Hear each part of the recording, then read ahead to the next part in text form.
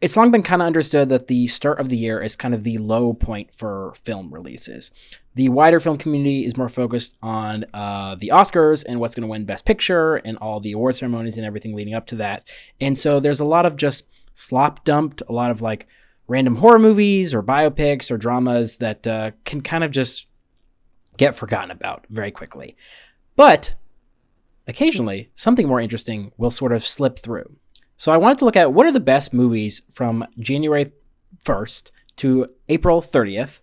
And then I was like, well, let me look at some of the other media too. So today we are going to look at the best media released in this sort of spring period, lest we forget as the year goes on. The first media category we'll get into is movies in TV. Now, I found the best way to split up the best movie was to think about it in terms of sort of two ideas: the best major release and the best indie release. And we can get like have a wider conversation about like what's an indie film or whatever. But I'm kind of just thinking about like what was a well-known movie that was really good or a major release, and what was kind of like one that flew under the radar. So for my one that flew under the radar, I have to shout out Bring Them Down. It's about these sheep farmers in Ireland who have this sort of long-running occupation of herding sheep. It's about these two younger guys that are picking up the mantle from their fathers and how they're kind of dealing with that generational issue or that generational expectation. And there's some good acting, there's really good score, and I didn't hear like anyone talk about it, so I think that one is worth highlighting. And for my major release, I'm gonna have to give it to Sinners. It's just undeniably the best movie of the spring, and it had so much big word of mouth, and I think it was deserved. I've watched it twice now, and you can kind of notice that like, oh, maybe that plot moment doesn't really make sense. Maybe the movie feels like it has to sort of over-explain things at some moments, but the peaks, the highs of the movie are so great that it kind of is like, okay, we can forget about some of the flaws. So Sinners is definitely the best movie major release so far this year. Shout out to some of my favorite runner-ups. I thought Black Bag was pretty fun. I thought Warfare was very like striking and intense, and I thought The Ballad of Wallace Island was pretty cute. Then here are some ones that I haven't seen yet. I doubt any of those would take the top best movie prize, but just wanted to let you know. For the best documentary, I'm going to have to give it to Sly Lives, aka The Burden of Black Genius. This was directed by Questlove, who did the critically acclaimed Summer of Soul that came out several years ago. It's about the life and legacy of Sly Stone and the family Stone. And Sly Stone was kind of like one of the first big famous black artists. And it's kind of about his struggle and his legacy, and talks about the nature of the music industry then, and then the nature of the music industry now through the lens of black artists. So I think it's pretty interesting. My runner-up would be Secret Mall Apartment. It's this really interesting and unique documentary about this Rhode Island artist collective who built a secret room in the Providence Mall. So there's some good creative energy coming off of that documentary. For the best TV show series, I'm going to have to give it to Severance Season 2. I thought this was just far and away a much better season than Season 1. I thought Season 1 was fine, but I thought it felt very cyclical of like weird stuff is going on and we're trying to figure out what's going on. And it's like it didn't feel like there was a lot of progression until the end of the season, till the final episode, really. But I feel like this season is moving along much more faster, and there's much more interesting stuff going on, and people are developing in much more interesting ways. So I thought Severance Season 2 is my winner for the best TV series so far this year. And my runner-up would be probably White Lotus Season 3. I know there's some people had issues with it. I do as well. I feel like it kind of just doesn't live up to the same highs as Season 1 and 2. It's got some good moments, it's got some good storylines, but some are kind of weak. I haven't watched The Last of Us Season 2, The Pit, or The Rehearsal Season 2, but I've been hearing about those. I know those have been kind of in the conversation, so I'll have to keep you posted on that. For Best TV Show, Anthology, or Limited, I did really bad so far this year. I didn't watch like any. I'm rewatching Black Mirror so I can watch the Black Mirror Season 7, which may have gotten a spot on this pedestal. And also I heard really good things about Adolescence. So kind of no award this time around. For the best live or unscripted event, kind of this catch-all category, I'm going to have to give the top prize to Kendrick's halftime show. I thought this was a really impressive halftime performance. I listened to GNX a bunch before this because I kind of missed that album whenever it came out, and I really was glad I did because he played a lot of songs from that, played a lot of classic songs, yeah, I thought it was a really good performance. So one of the only performances I've gone back and watched it again because I was like, I just got to see that again. The runner-up, though, would be the 97th Academy Awards, Conan O'Brien hosting that. I thought he did a really good job. I thought past years we've had a lot of like dull, low moments, but I thought he did a good job of bringing some fun energy to the award ceremony. Our next media category is music. The best EP so far this year is, I'm going to give this to Bay Faction with Thanks for Waiting.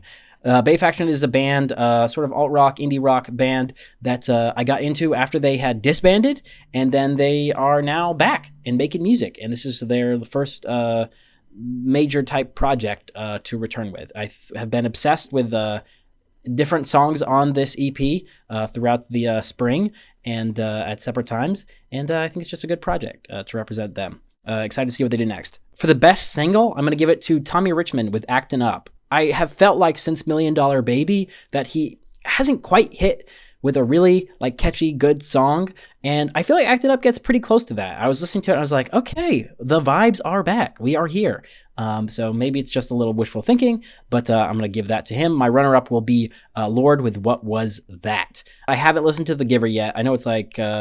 oh, you haven't listened to one song? You have time for that. But I'm just waiting for the right moment, so stay tuned for that. For the best music video, I'm just going to give it to Doechii as a whole, either for Anxiety or for Denial's a River. I think those music videos are both very interesting, visually as well as thematically, and they're just doing some really good stuff there. They have made me like the songs more, which I think is a really good thing that a music video can do.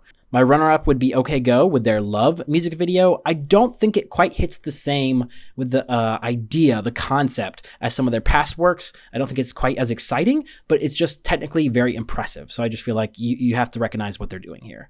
For the best album of the year so far, it was kind of a tough decision because I had two that were really neck and neck, but I'm going to have to give it to FKA Twigs for Eusexual. I just think this album is very well produced, very well performed, and it's just a very tight album with the, every song I think is worthy of being on this list. And I just think it really shows how talented she is as an artist. My runner-up, though, would be All American Fuckboy by Duckworth. I think this is a really effective concept album. I like how it's split up. It's not very overwhelming. Like I feel like some concept albums I've seen, I like the use of Lakeith Stanfield. I like that there are some really good songs that are intense, but some really good songs that are more chill. The only reason I would put it as kind of runner-up is because I feel like the last third is a little weaker than the first half of the album, but I still feel like it's a very successful project, and so he gets my runner-up spot. Very close, very close. Here are some other albums that I had to repeat so far this springtime, and here is the big list of albums that I just didn't really have time to get to. My next media category is literature. I did not read like anything new from this year. I am just not locked in to what is going on here. So if there's anything you think I should check out either from the spring or coming up this summer, let me know, because I'm very unaware of what's going on in the world of literature. Our final media category I want to hit is new media. This is kind of just like everything else, catch all for everything else. The best YouTube video I'm going to give to Eddie Burback with I Hate My Phone, So I Got Rid of It. I think this is a really effective commentary video that also incorporates a sort of like DIY element, sort of an experiment element. I feel like some commentary videos I see that try to do it in kind of a boring way that's just like, I just would find this more interesting for me to do it. This is not very interesting, but I liked how he did it. It was edited very well. The voiceover was very effective. I think he's really good at doing that, at having good ideas that are interesting to see.